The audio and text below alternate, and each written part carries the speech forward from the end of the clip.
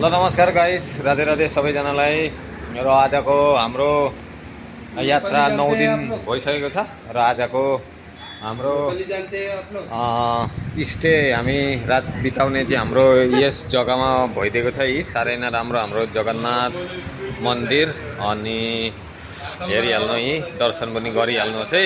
बहुत नै राम्रो मन्दिर छ, यी दर्शन पनि गरिहाल्नुहोस्। तर गेट चाहिँ बन्छ, हाम्रो पण्डितजी हुनुहुँदो रहेनछ, भए पनि हामीलाई यहाँ बस्न दिनुभएको छ।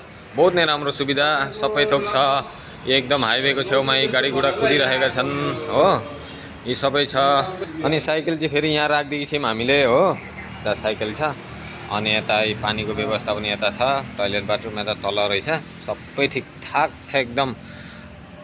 ल बहुत नै राम्रो मन्दिर, यी फ्यान फुन पुरा छ, यहाँ टेन्ट लगाएर आज यहाँ बसिन्छ।